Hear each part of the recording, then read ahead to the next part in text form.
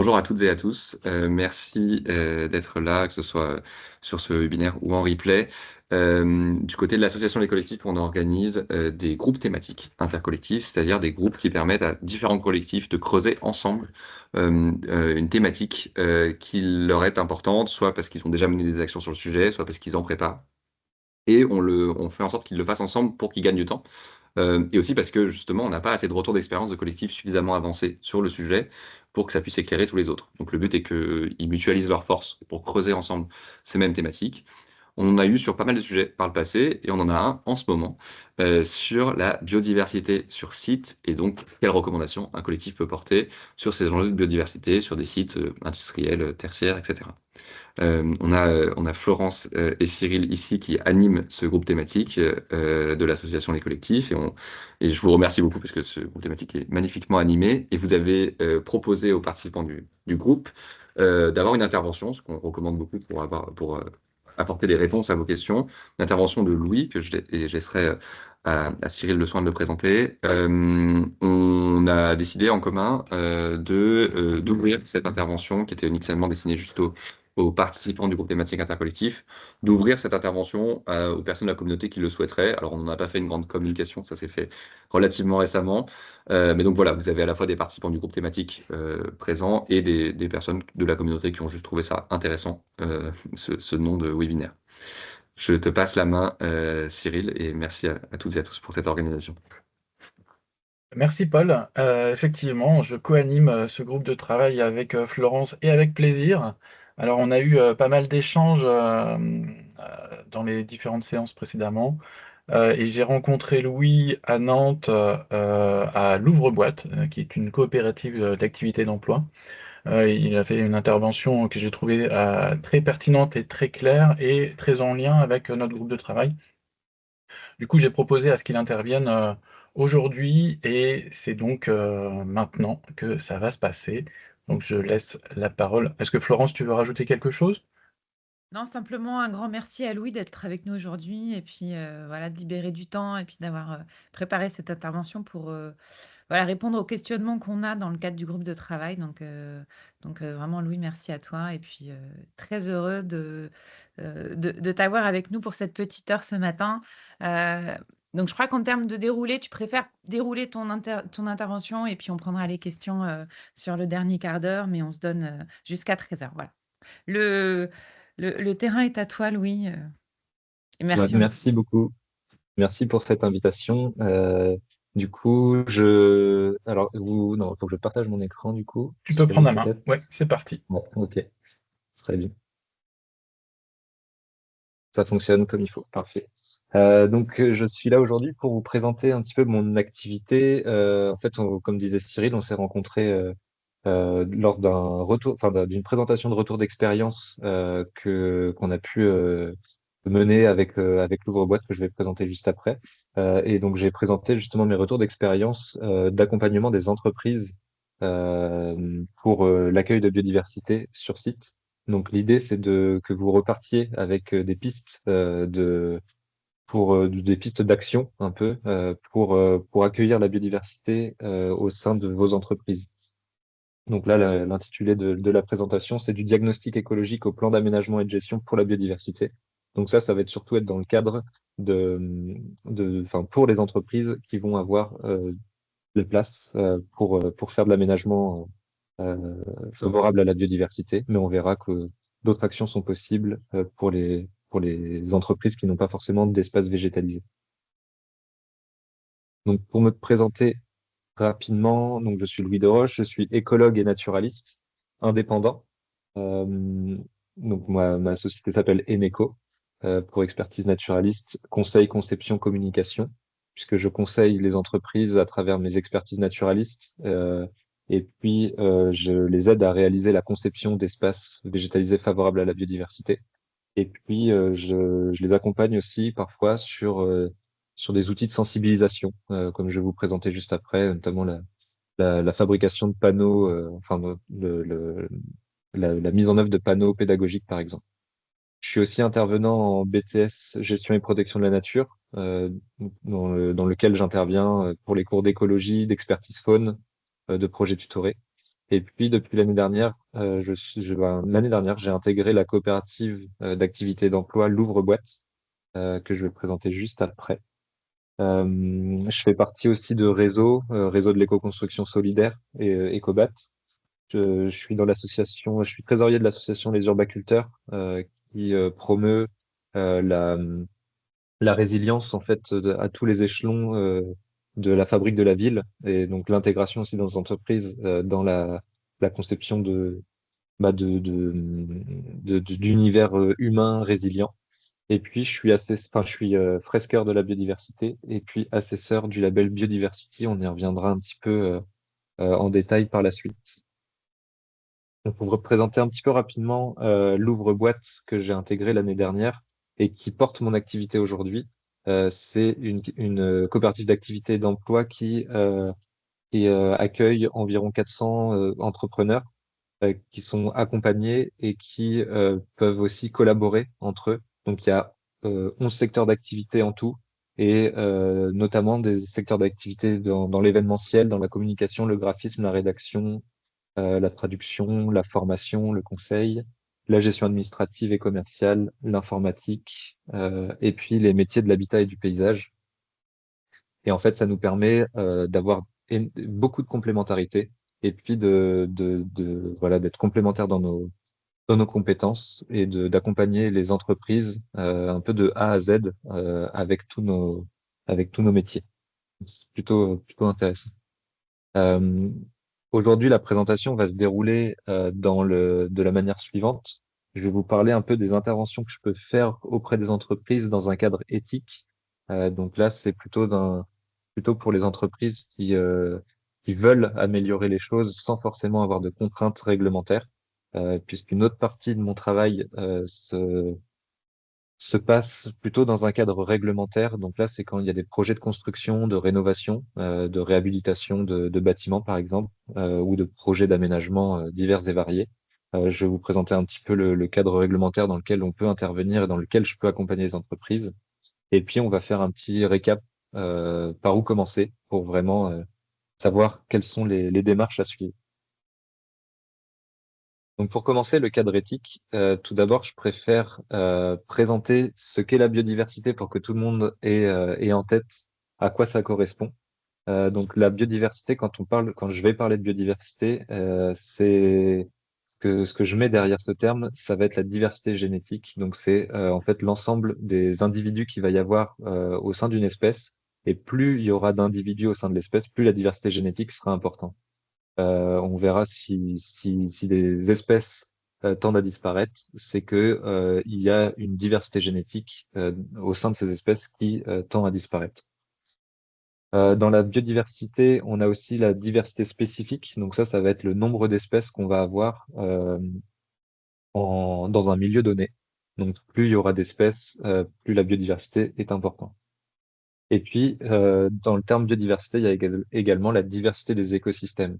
Donc pareil, plus on aura d'écosystèmes variés dans un endroit donné, plus la biodiversité sera importante. Donc voilà un peu la définition un peu qui va nous accompagner tout au long de ce webinaire. Donc pour commencer, pour introduire le cadre éthique, j'aime bien donner des chiffres pour comprendre en fait pourquoi il est important de travailler avec et pour la biodiversité. Puisqu'en fait aujourd'hui on sait que cette biodiversité est menacée. Donc là j'ai quelques chiffres comme ça qui sont donnés à l'échelle nationale avec les pourcentages d'espèces menacées. Donc on voit par exemple 19% des poissons d'eau douce qui sont menacés, 23% des amphibiens, 12% des libellulés demoiselles. Donc ça ce sont des espèces qui sont liées aux zones humides et aux rivières et cours d'eau et donc directement liées à la qualité d'eau. Faut voir en fait la préservation de l'environnement donc, on parlait dans la biodiversité, il y a la diversité des écosystèmes, donc faut voir un peu la, la préservation de la biodiversité comme un tout. En fait, il faut préserver et les écosystèmes et les espèces, et puis les populations d'individus au sein de ces espèces. On voit par exemple à 32% des oiseaux nicheurs qui sont aujourd'hui menacés en France. Je vous ai mis tout en haut à droite là un lien, enfin c'est pas un lien, mais c'est le titre d'une étude scientifique qui indique que plus de 75% des insectes ont décliné en 27 ans au sein d'une réserve naturelle en Allemagne. Donc c'est une étude qui a été faite en Allemagne et qui montre en fait que la présence de réserves naturelles n'est pas suffisante pour inverser le déclin des espèces. Et donc j'aime bien utiliser cette étude pour montrer qu'en fait les réserves, c'est nécessaire, mais c'est pas suffisant. Il est important aussi qu'on tienne compte de la biodiversité en fait dans tous nos milieux de vie et de la favoriser au maximum. Donc pour les personnes qui sont de la région Pays de la Loire, j'ai donné aussi quelques chiffres, puisque moi je suis basé à Nantes. Euh, Quelques chiffres sur les espèces menacées aussi. On a 38 espèces d'amphibiens et reptiles dans la région, dont 34, dont le tiers est menacé. Pareil pour les oiseaux, on a 448 espèces d'oiseaux, dont le tiers est menacé. Donc voilà, c'est quelques chiffres là qui motive en tout cas à trouver des solutions pour lutter contre ce déclin de la biodiversité.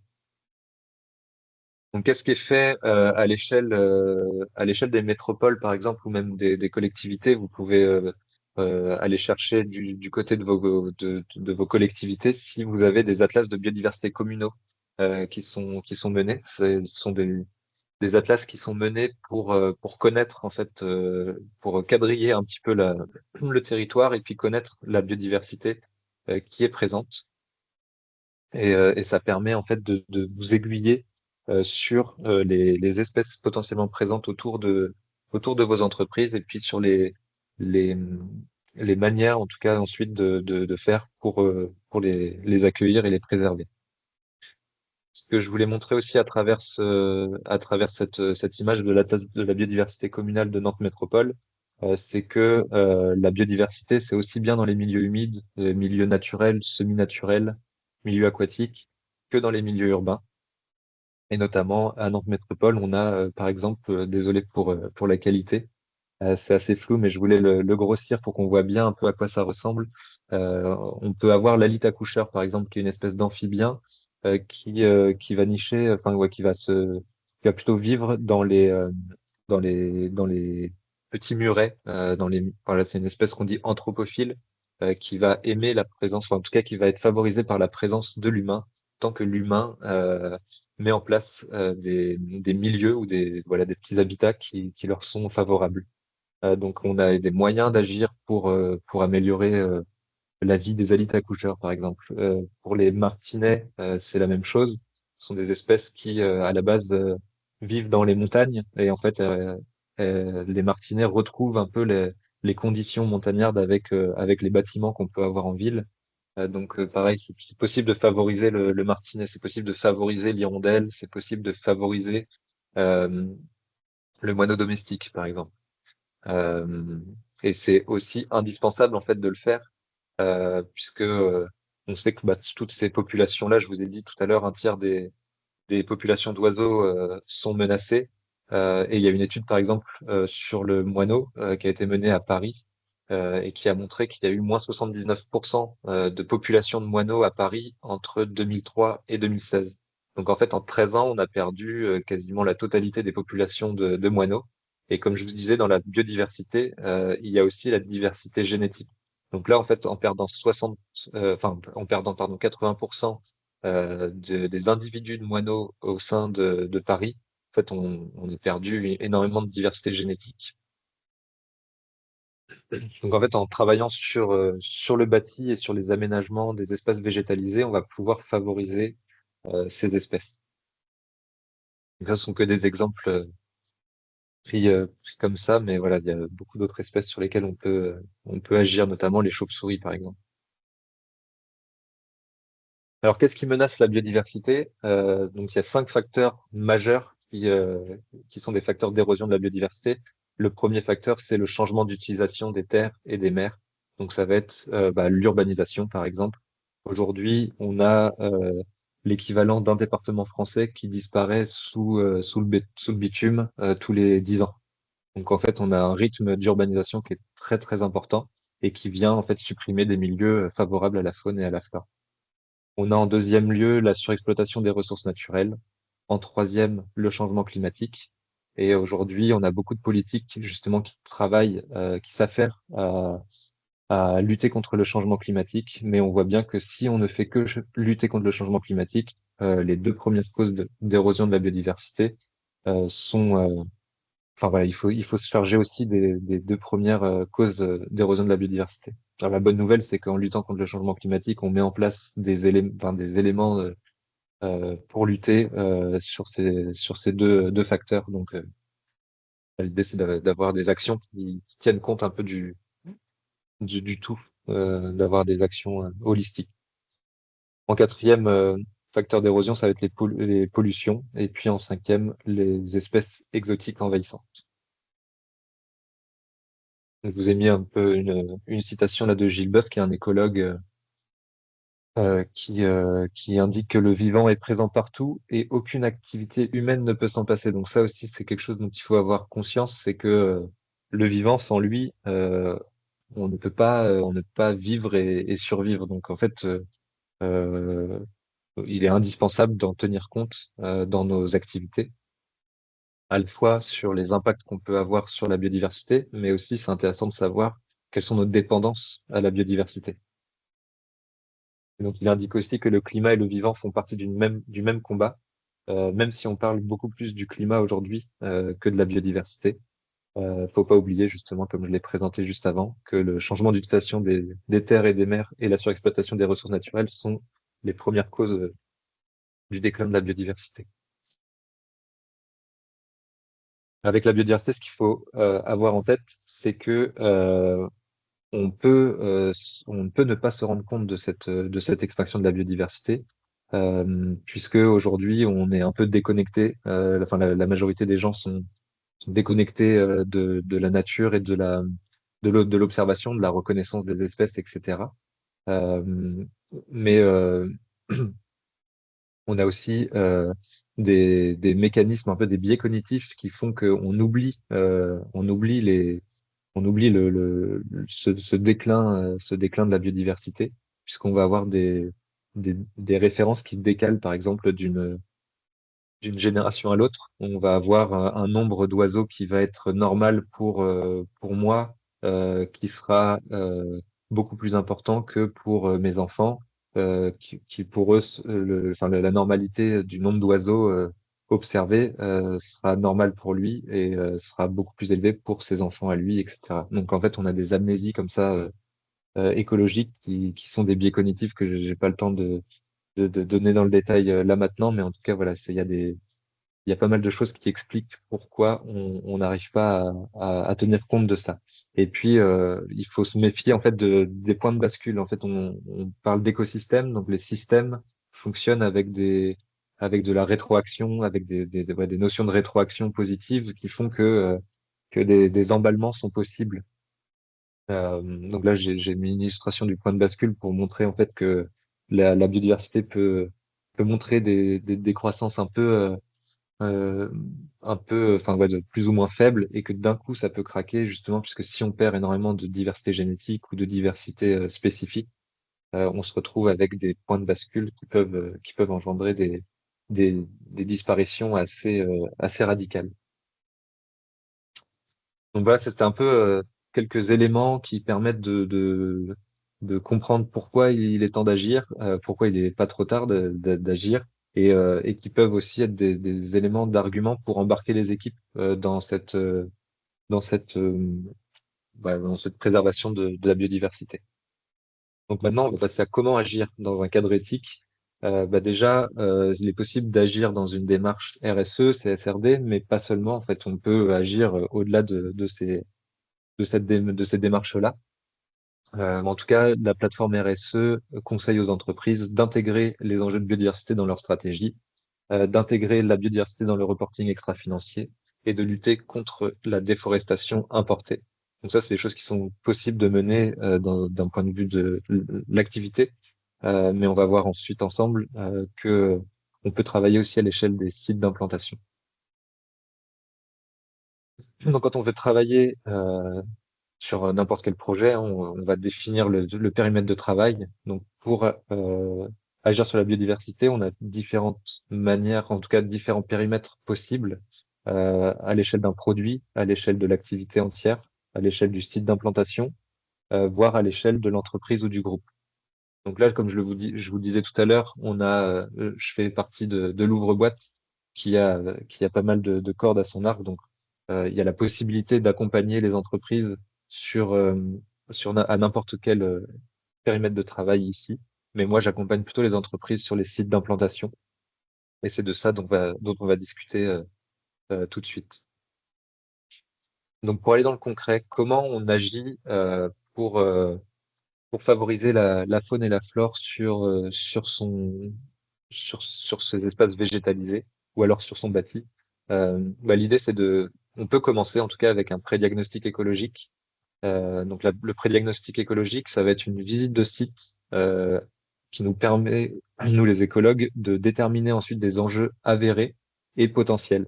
Donc là, un pré-diagnostic, c'est une seule visite de site, donc on n'aura pas une vision globale de tout ce qui est de toutes les espèces présentes, mais on va en tout cas avoir une idée des espèces potentiellement présentes. Et avec ça, on peut développer déjà des premiers enjeux. Donc, l'avantage de ça, ce sont des coûts relativement réduits, puisqu'il n'y a qu'une seule visite de site. Ça permet de révéler des premiers enjeux. Et donc, c'est un premier engagement qui est facilement réalisable.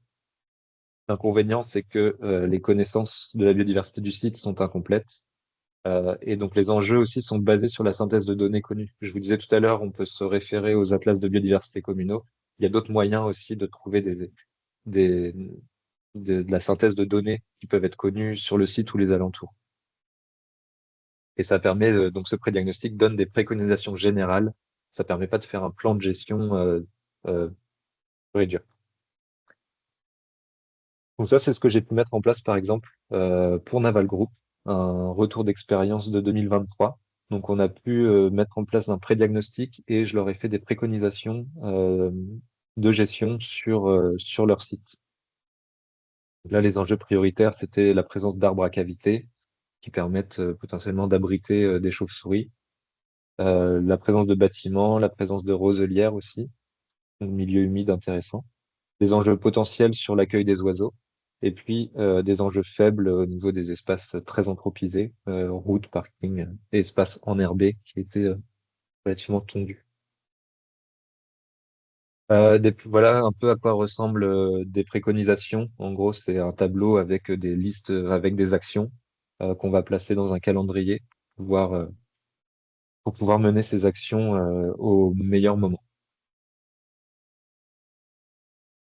Avec ça, on peut aussi indiquer enfin, j'accompagne aussi ces actions d'une matrice de décision qui permet aussi d'orienter un peu les priorités sur les actions en fonction de leurs coûts et de leurs bénéfices.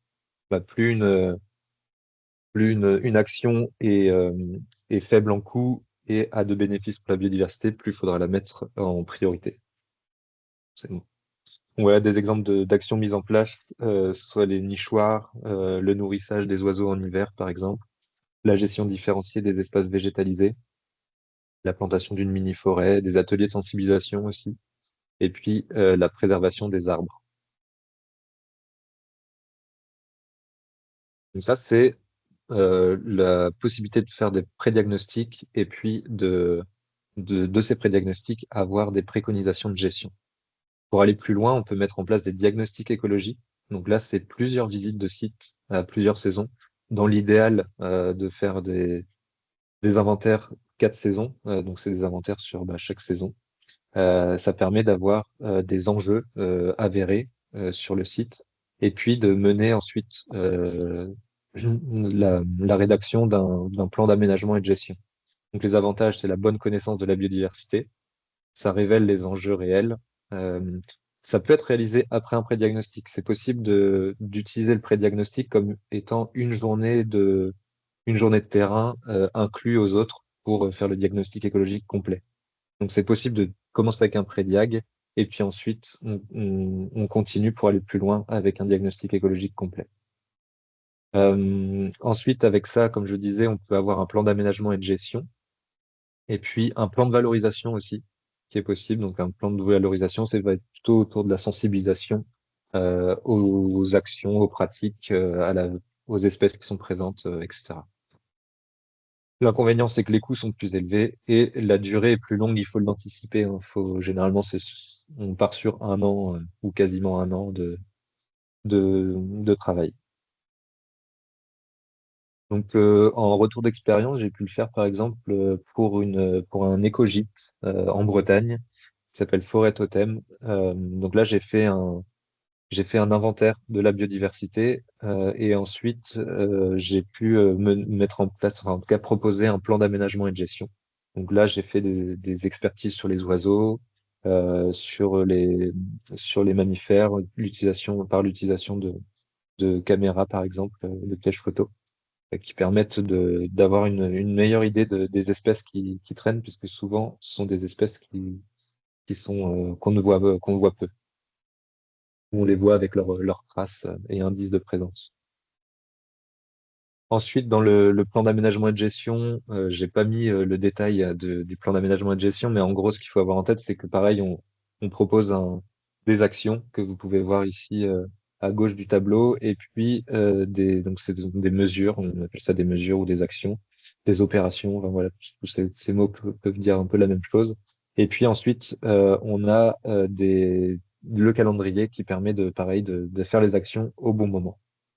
On les place aussi sur une carte. Ça permet d'avoir les actions au bon moment, au bon endroit. Et puis voilà à quoi ressemble le plan de valorisation. C'est la mise en place, en tout cas pour chez eux, le plan de valorisation, ça a été la création d'outils pédagogiques qui sont des panneaux de sensibilisation à la faune et à la flore présentes sur leur site. D'autres moyens d'agir, ça va être la coopération notamment avec les équipes. Ici, j'ai travaillé avec un collègue de l'Ouvre-Boîte qui, lui, est paysagiste. On a créé une forêt jardin. Donc là, on a travaillé tous les deux sur comment dire, les plans de plantation. Donc on a fait un petit diagnostic du site, on a proposé les plantations qui vont bien, et puis ensuite on a fait comment on appelle ça, des chantiers participatifs, pardon, pour impliquer les équipes dans la création de cette forêt jardin ou jardin-forêt.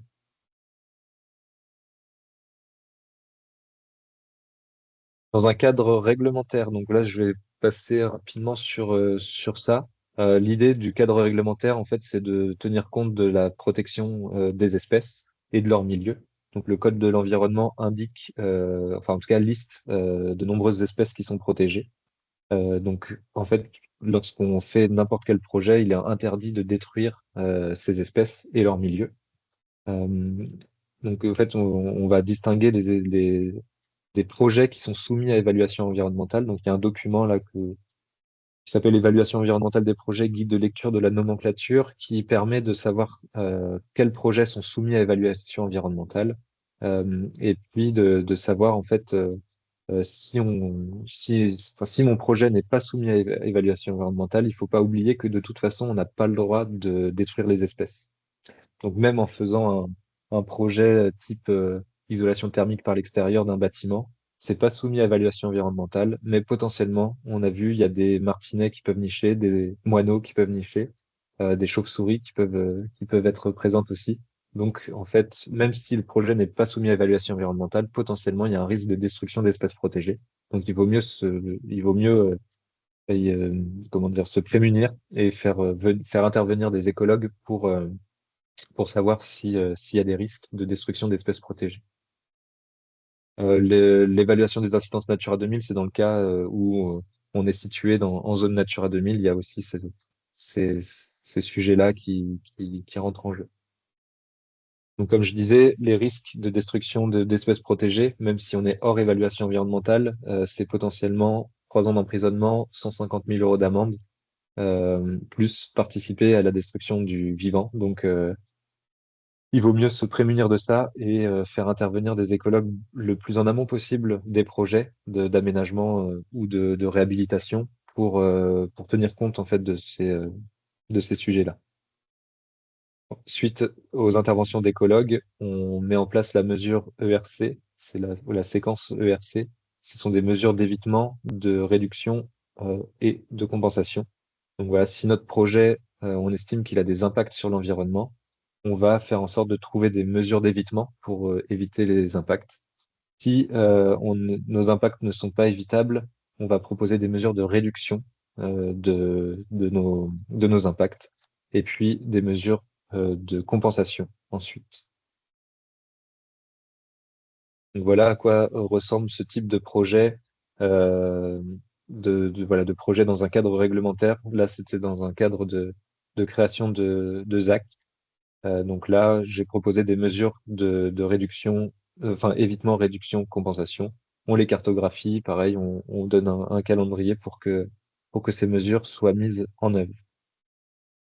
On fait une fiche par mesure et puis on les met sur carte.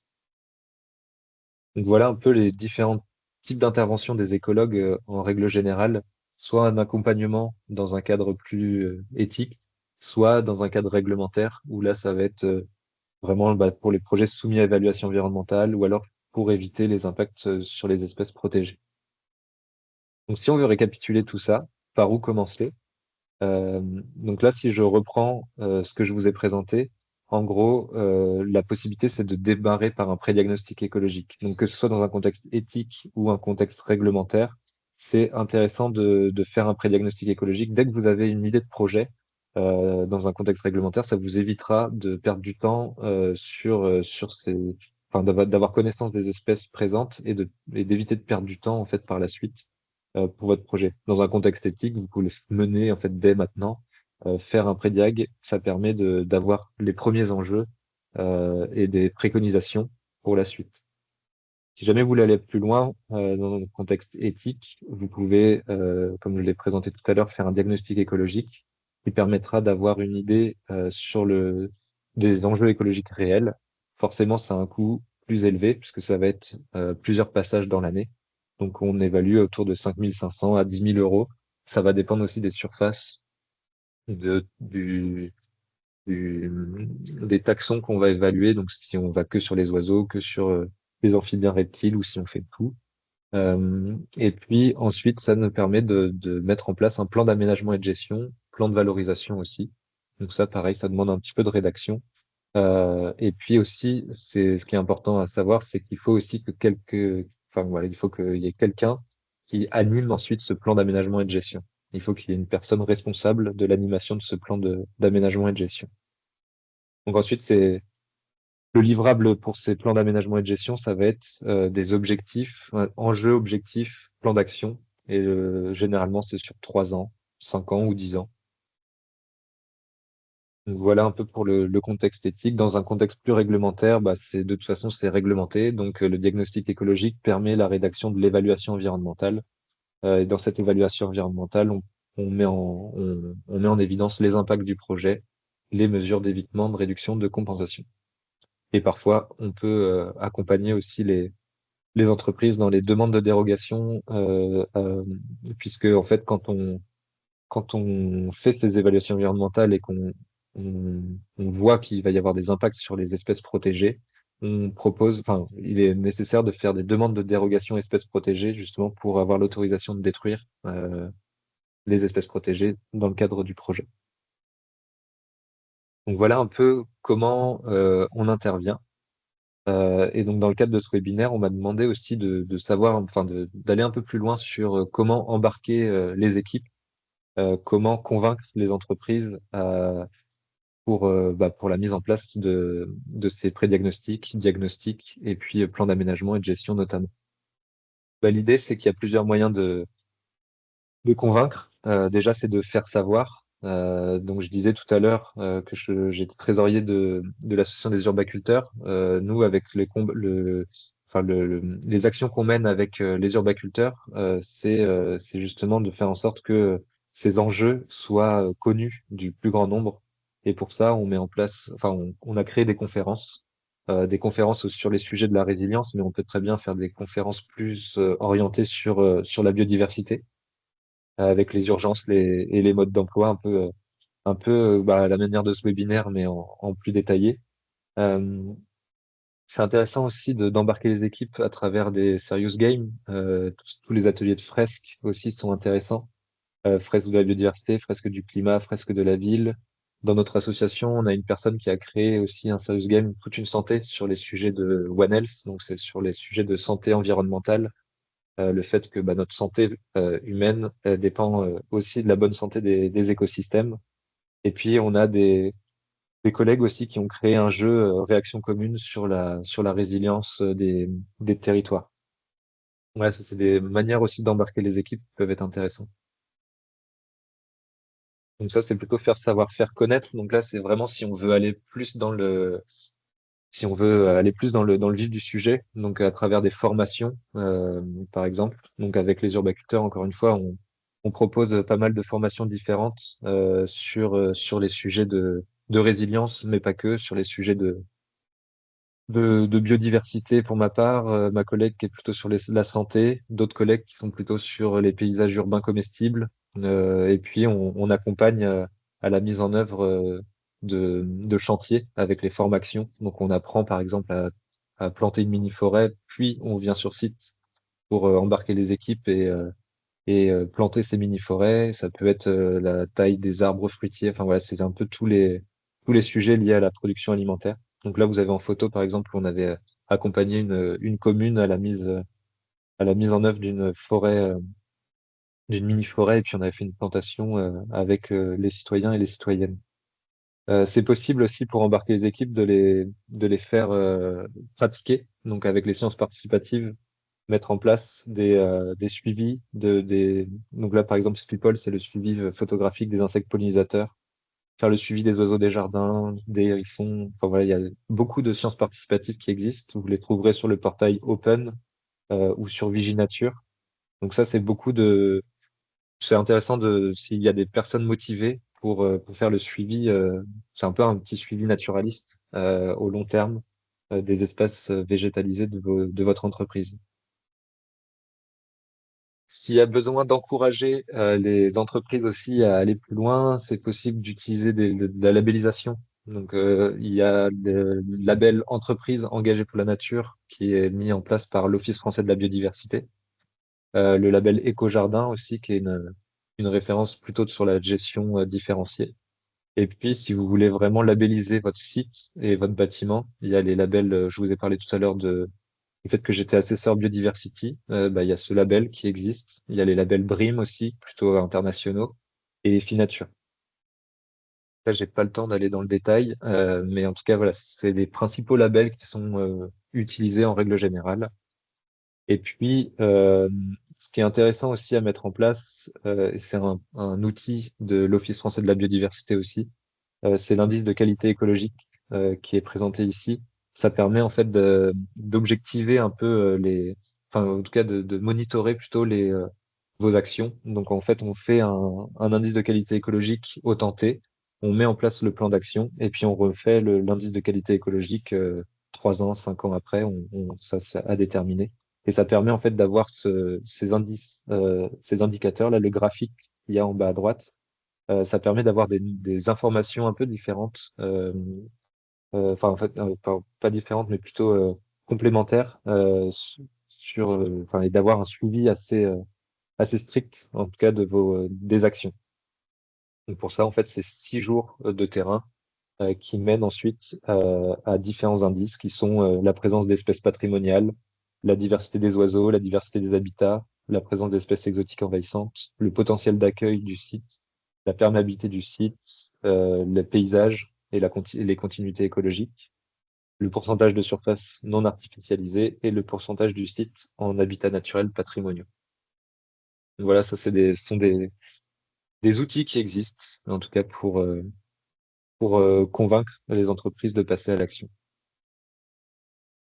Pour aider à convaincre, aider à financer, c'est aussi une chose intéressante. Donc là, pour ça, je vous encourage d'aller sur le site Aide Territoire, qui vous permettra, enfin, qui est un site, un peu un portail des différentes aides et subventions qui existent. Vous mettez votre statut, si vous êtes une entreprise, votre territoire, et puis dans les thématiques, vous pouvez aller chercher la thématique biodiversité. Et donc là, par exemple, j'ai fait l'exercice pour Nantes et j'ai eu 55 résultats. Vous voyez que à côté des aides, vous avez aussi les projets. Pardon, vous avez potentiellement les appels, les comment dire, les appels à projets qui sont aussi référencés là-dedans. Donc là, pour Nantes, enfin, l'intérêt de mettre son territoire, c'est que vous avez aussi potentiellement les aides régionales, départementales et locales. Donc là, par exemple, pour Nantes, mais c'est plutôt des aides de l'ADEME pour l'ensemble, non, bah, pour les trois premières tout en haut. Et après, c'est des aides des CAUE et Make Sense. Mais voilà, financer les études de préfiguration d'une démarche d'écologie industrielle et territoriale, financer les actions en faveur du changement de mentalité, en faveur de la transition écologique, soutenir le financement rapide des investissements et études pour faire évoluer votre entreprise en cohérence avec la transition écologique, être accompagné en amont de projets de construction, et puis mobiliser les acteurs de vos territoires et créer des projets collectifs résilients, durables et ancrés localement. Donc ça, ce sont des exemples d'aides qui sont mobilisables. Et puis, vous pouvez aussi créer une alerte pour être tenu au courant vis-à-vis de votre recherche. Ce qui est intéressant aussi pour convaincre, c'est de s'inspirer. Donc là, je vous ai mis un peu trois entreprises que je suis un petit peu et qui sont inspirantes, donc qui vont plus loin que leur démarche biodiversité. Mais voilà, je vous encourage à aller regarder un peu plus dans le détail ce que fait Poche Eco, enfin, ce que fait aussi 1083 et Nord6. Donc tous les trois ont développé aussi un bouquin qui permet d'aller un peu plus loin sur leur démarche. Donc soit l'économie pour Poche Eco, la perma industrie pour 1083 et la perma entreprise pour Nord6. Malheureusement, je vais pas avoir le temps de détailler tout ça. Peut-être il y aura quelques questions si on a le temps à la fin. Je vois que le temps passe très vite. Euh, mais voilà, en tout cas, je vous encourage à aller voir un peu ce que font en tout cas ces entreprises.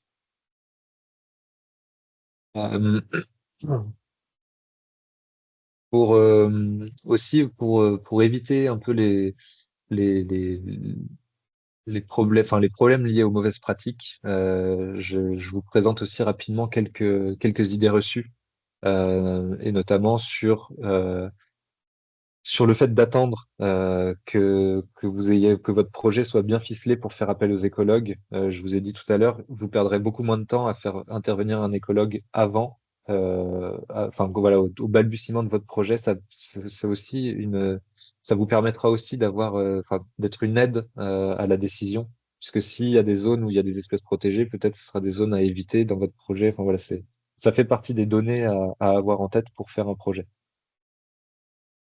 Euh, L'idée de mettre des ruches sur le toit et que ça suffira, c'est pas vrai.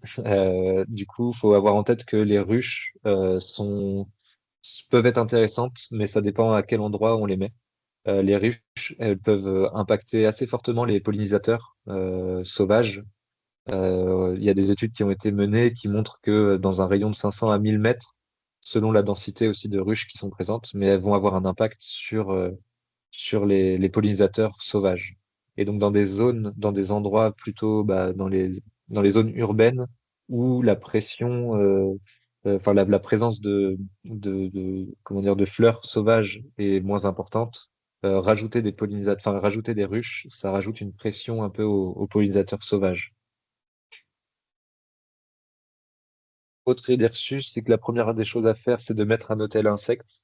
Eh ben non, les hôtels à insectes peuvent être intéressants d'un point de vue de la sensibilisation, mais sont limités dans leur fonctionnalité écologique. Généralement, ils sont pas toujours utilisés en fait par les insectes.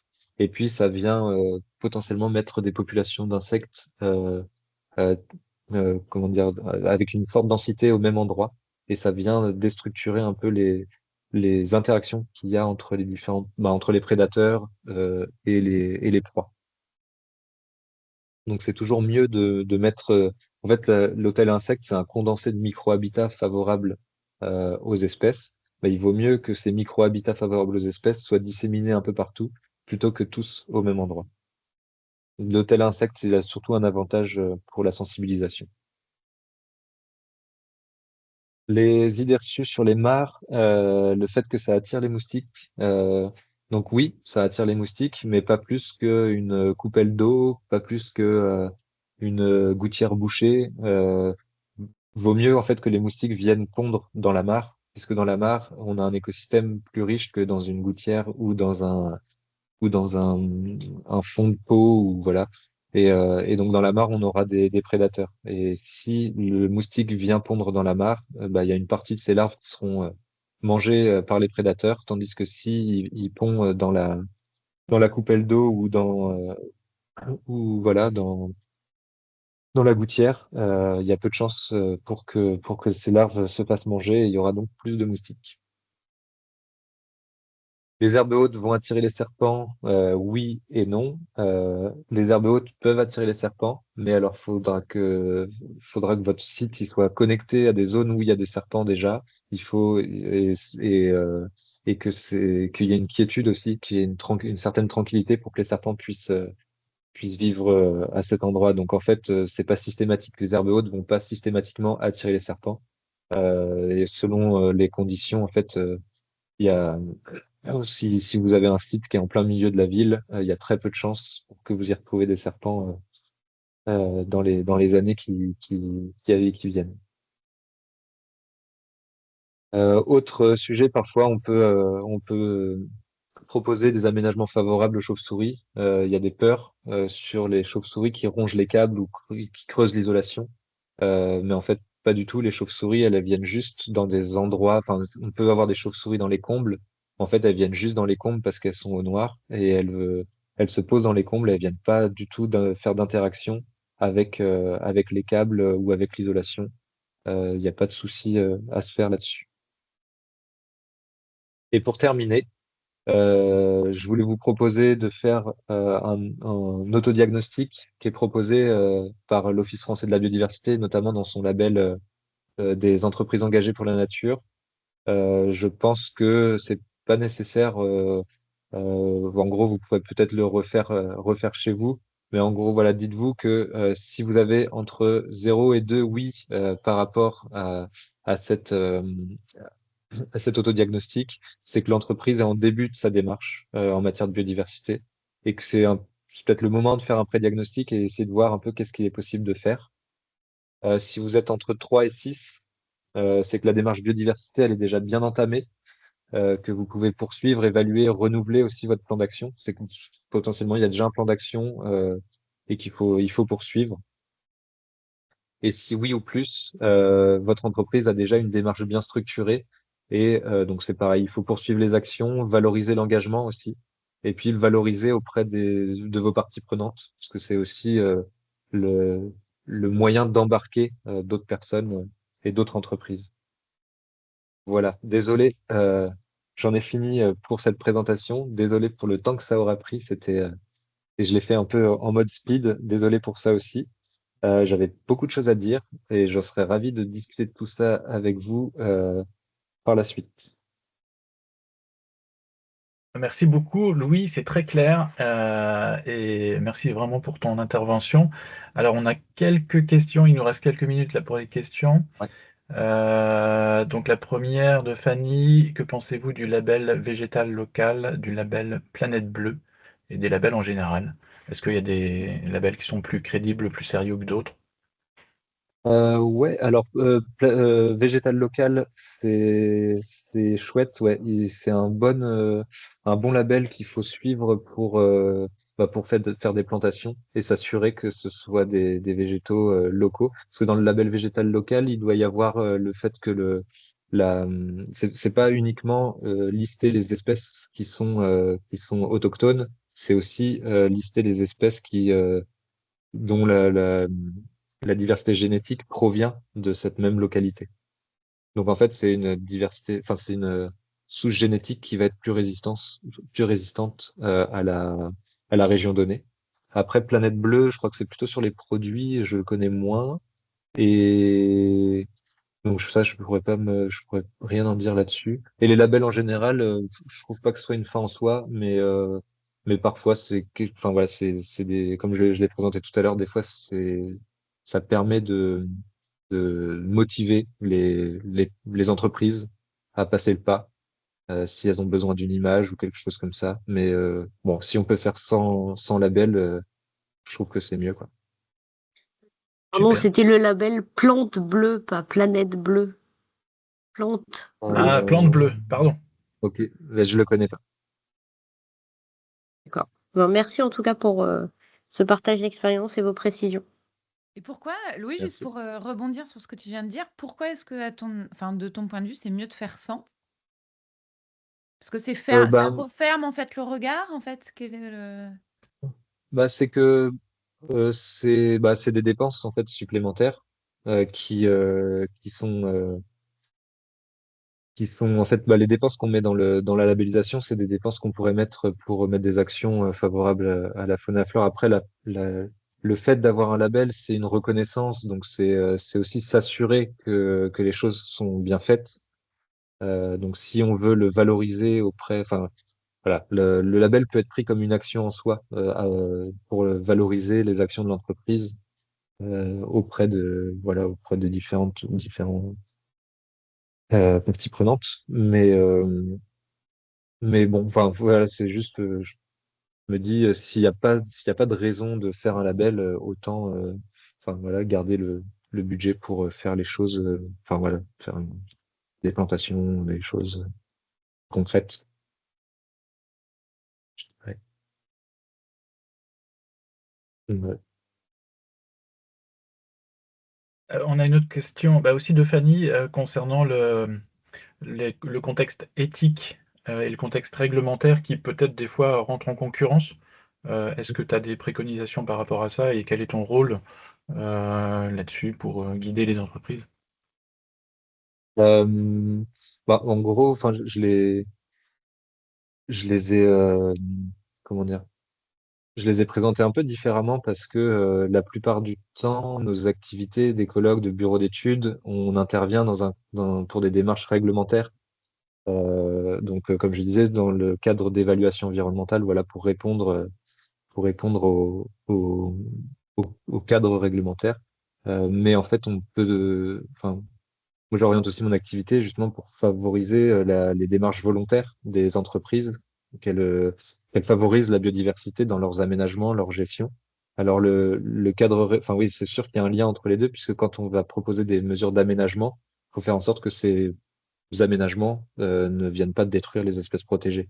Mais en tout cas, moi, quand j'accompagne une entreprise dans une démarche volontaire, forcément, je tiens compte du réglementaire. Je sais pas si ça répond à la question, mais en tout cas, forcément, il y a des liens entre les deux, en effet.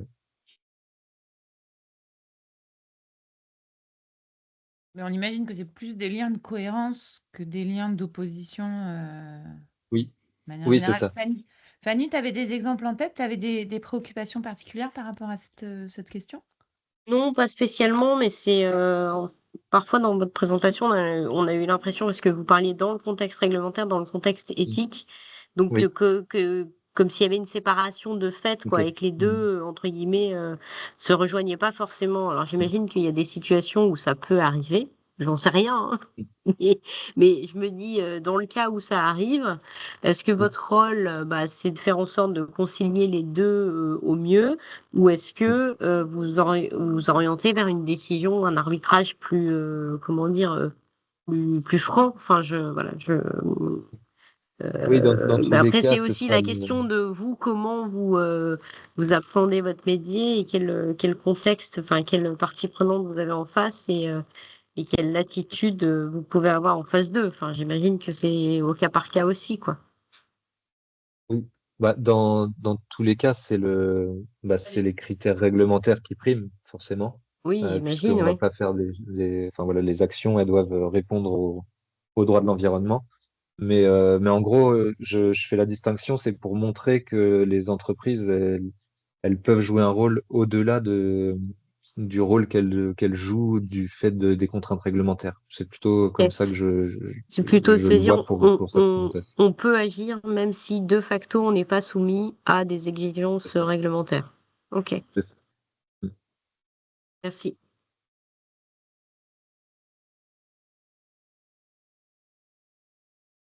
pense On qu'on a a le une... temps encore pour peut-être une ou deux dernières questions, peut-être avant de clôturer. Enfin, on arrive Ouais, à l'heure limite du webinaire. Mais ouais, est-ce qu'il y a des questions supplémentaires?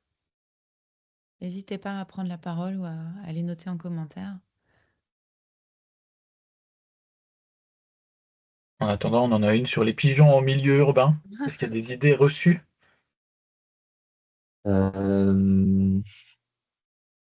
je sais pas s'il y a des idées reçues.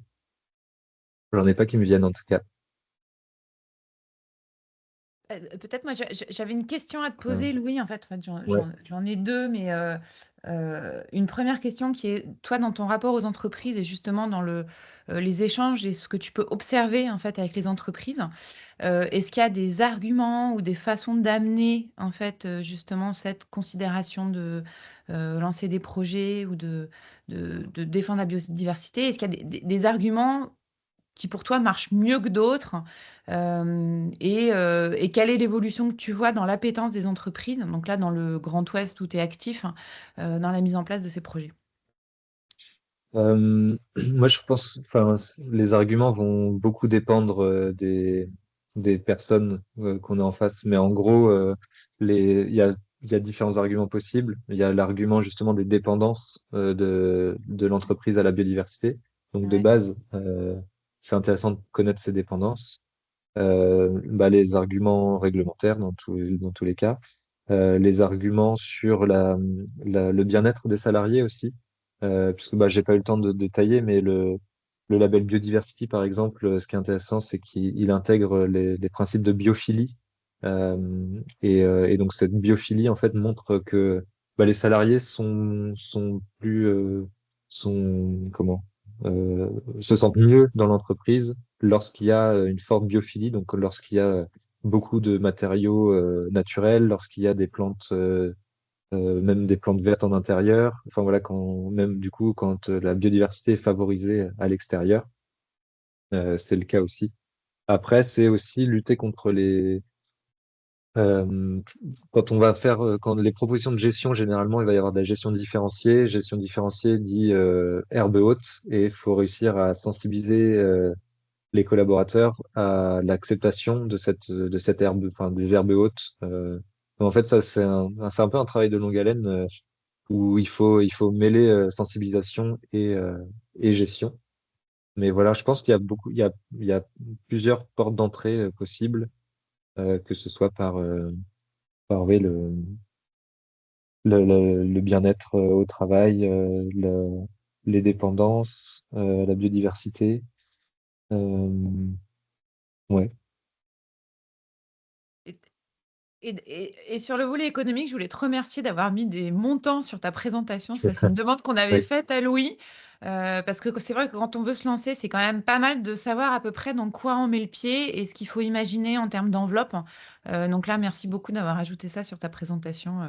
C'est pas une démarche ultra commerciale de la part de Louis de l'avoir fait, c'est pas de sa volonté, Oui. c'est nous qui l'avons spécifiquement demandé. Donc je voulais le souligner pour que ce soit informatif. Euh, pour ceux qui veulent se lancer dans des projets biodives avec leur entreprise. Ah, si, par rapport aux idées reçues sur les pigeons, du coup, en fait, peut-être le fait de nourrir les oiseaux avec du pain, ça, c'est une idée reçue où les gens vont croire bien faire en donnant du pain aux oiseaux, que ce soit aux pigeons ou aux moineaux en ville, souvent. Mais il faut éviter parce que le pain, bah, c'est beaucoup de sucre, en fait, et ça vient, enfin, c'est pas du tout le régime alimentaire naturel des oiseaux, ça gonfle dans l'estomac, etc. Donc, voilà, plutôt privilégier les graines de tournesol notamment, bio. Super. Je ne sais pas s'il y a encore un dernier élément avant qu'on conclue.